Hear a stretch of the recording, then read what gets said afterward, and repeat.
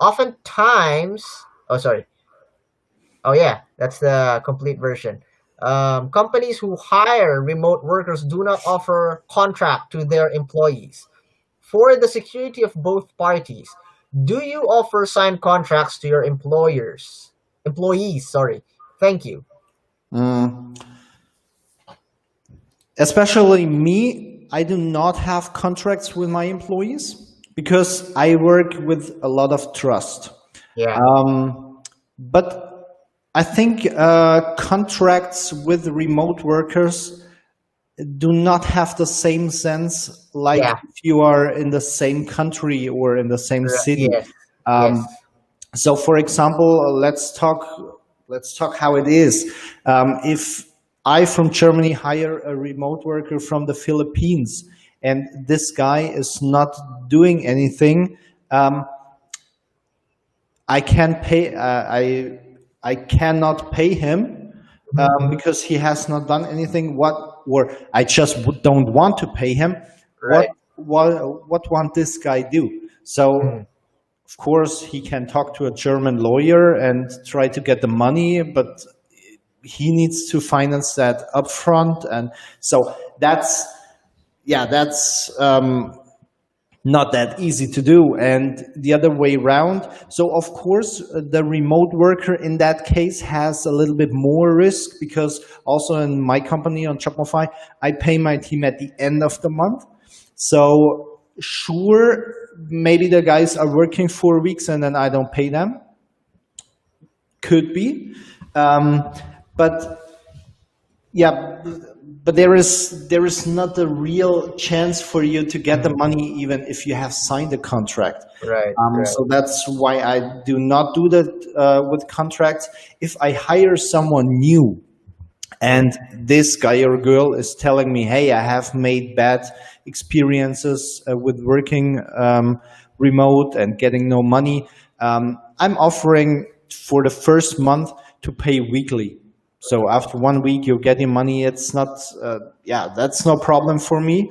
But only for the first month. Then I do it every time monthly because it's too much workload.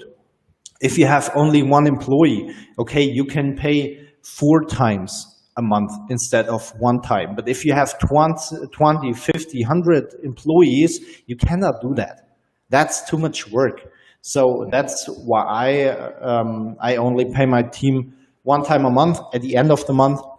And of course, maybe you have a little bit risk on your side. I understand that. But as I mentioned, tell your future employer to do the payouts once a week or once in 2 weeks for the first month, and then you see how your guys are acting and if it's good, if it's trustworthy or not.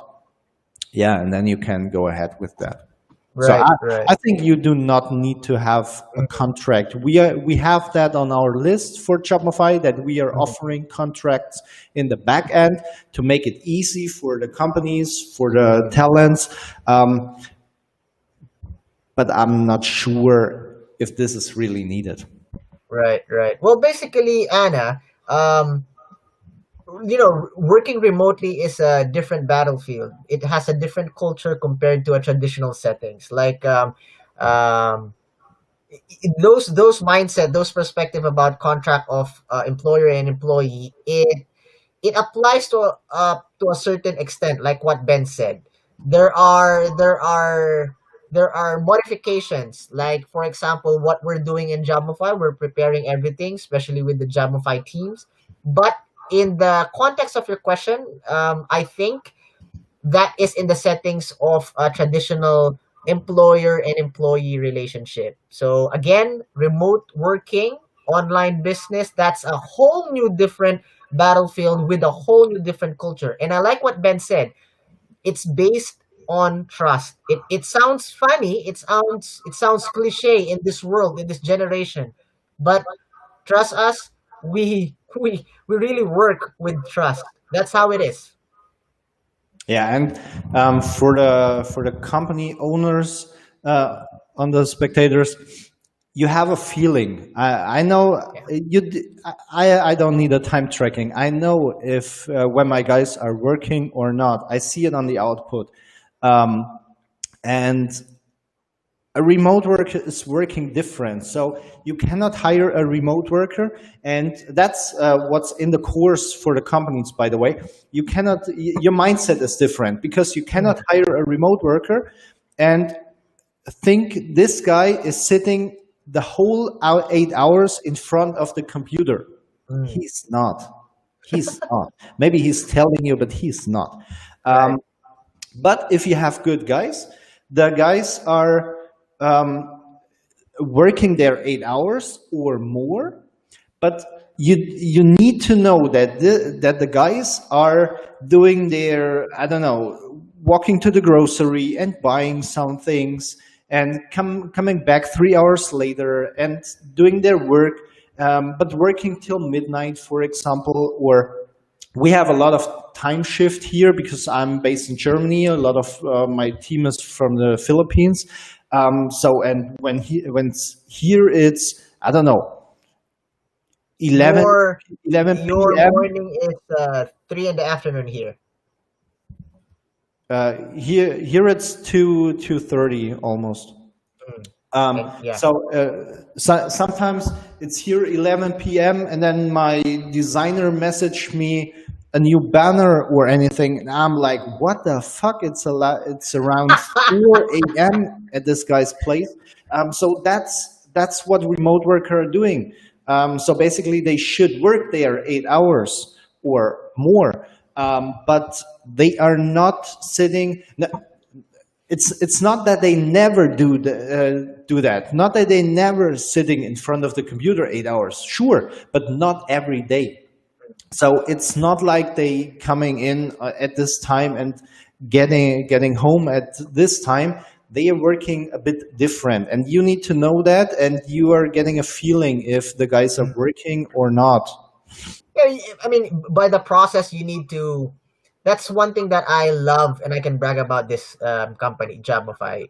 All our teammates, from web to creative to marketing, it's all based on trust. You know the capabilities and the strengths of your team, and that's the only thing that matters in a remote working experience, in your remote working journey, Anna.